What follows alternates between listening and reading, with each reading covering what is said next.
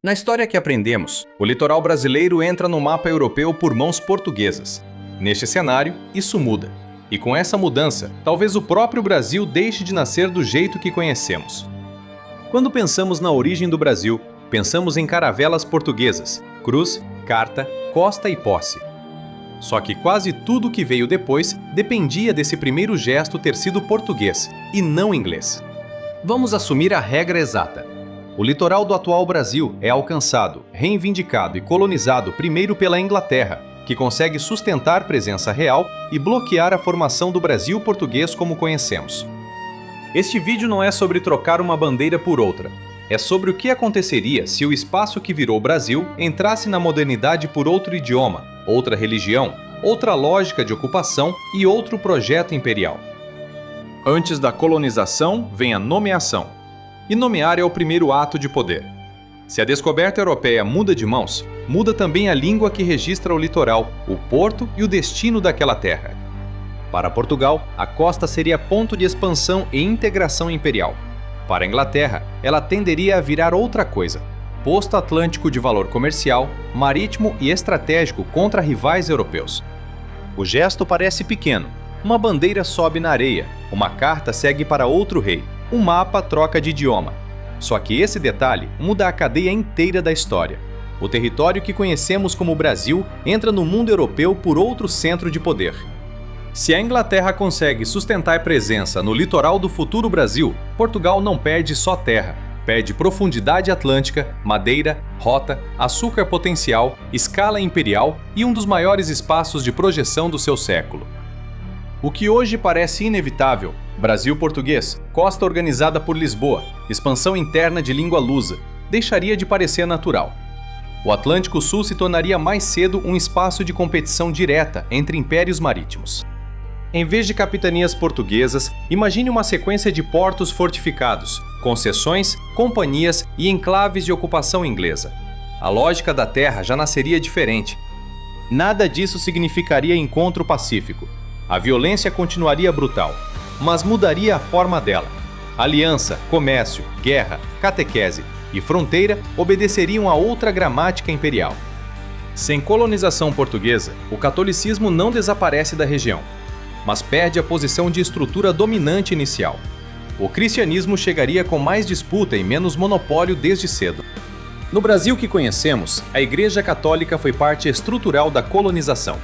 Neste cenário, a paisagem espiritual fica menos uniforme. O sagrado entra mais fragmentado, mais competitivo e mais político.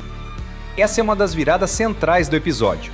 Não é só que se falaria mais inglês, é que o maior território da América do Sul deixaria de ser lusófono. E isso mudaria diplomacia, fronteira, escola, comércio e identidade em escala continental. Imagine crescer num território continental da América do Sul sem o português como idioma de Estado, sem o mesmo vocabulário político, jurídico e afetivo que moldou o Brasil real. O ouvido inteiro do país nasceria diferente. A colonização inglesa não tornaria o território mais gentil. O açúcar continuaria poderoso. A escravidão continuaria central em muitas áreas. O que mudaria seria a forma administrativa, comercial e jurídica de organizar essa violência. Esse é um ponto duro do episódio. O território ainda poderia virar grande máquina atlântica de plantation, só que agora sob lógica inglesa de porto, companhia, crédito e integração com outras colônias de língua inglesa.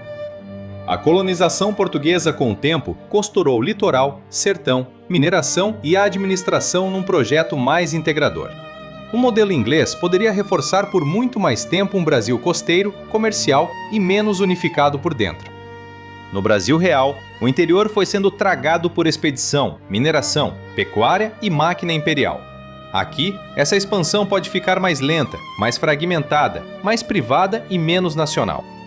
Um grande território anglófono, protestante e atlântico no centro-leste da América do Sul mudaria a pressão sobre espanhóis, portugueses e potências rivais.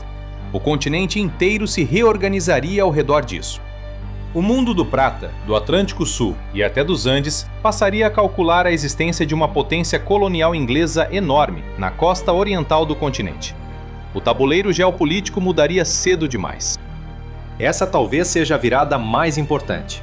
Sob lógica inglesa, o território poderia se desenvolver mais como um conjunto de colônias, companhias e regiões com autonomia desigual, e menos como um único corpo político coerente chamado Brasil.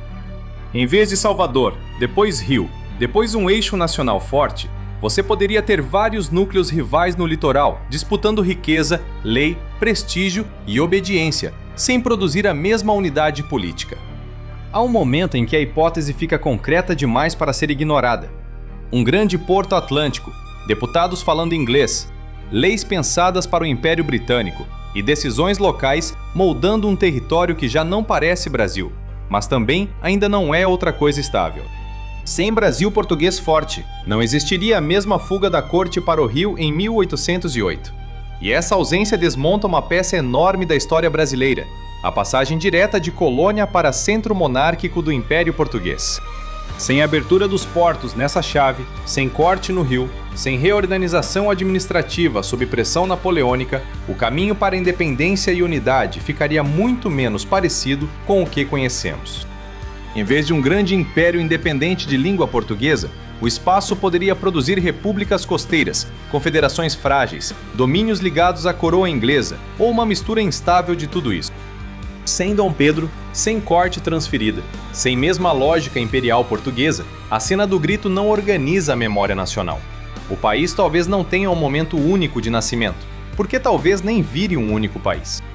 Como território inglês, o espaço do futuro Brasil seria puxado por outra cronologia legal e imperial sobre tráfico e abolição. Isso não garante doçura, só garante outra forma de conflito, adaptação e hipocrisia. Não seria um mundo sem escravidão, mas seria um mundo em que os donos da terra, do açúcar e do corpo alheio responderiam a outra coroa, outro parlamento e outro jogo de pressão moral e econômica. Língua, igreja, lei, casamento, escola, alforria, circulação. Tudo isso molda a raça de um jeito específico. Se a colonização muda, muda também a forma brasileira de mistura, separação, elite e pertencimento. Talvez existisse uma metrópole poderosa na costa, cheia de porto, banco, comércio e administração. Mas talvez ela não fosse o Rio de Janeiro do nosso imaginário. Seria uma capital atlântica inglesa nos trópicos, olhando mais para Londres do que para o interior do continente. Sem unidade política precoce e sem língua portuguesa dominando um território continental, a identidade coletiva demoraria mais para ganhar forma. O que chamamos de Brasil talvez nascesse como arquipélago de costumes, não como imaginação comum. Imagine estudar um território sul-americano enorme, mas não uma pátria coesa chamada Brasil. Talvez a escola ensinasse uma federação anglófona, talvez várias repúblicas, talvez um domínio partido entre litoral forte e interior tardio. Isso muda o continente inteiro. Sem o Brasil como o maior país de língua portuguesa do mundo, a América do Sul fica menos assimétrica nesse eixo e mais fragmentada em blocos de pressão distintos. Para a Inglaterra, esse território não seria apenas colônia exótica. Seria um sistema atlântico de madeira, açúcar, porto, rota, mercado e contenção de rivais. Um Brasil inglês nasceria muito mais encaixado na máquina do império. Ferrovia, porto, banco, telégrafo, investimento, seguro. Tudo isso talvez chegasse mais cedo em certas áreas, mas não para construir o mesmo país. Chegaria para servir outra lógica imperial e regional. No Brasil real, o português foi cimento territorial. Aqui, ele pode virar língua de minoria, de fronteira ou de memória derrotada. E isso muda o ouvido inteiro da nação, que talvez nem se chame nação. Quando a origem muda, o cotidiano muda junto.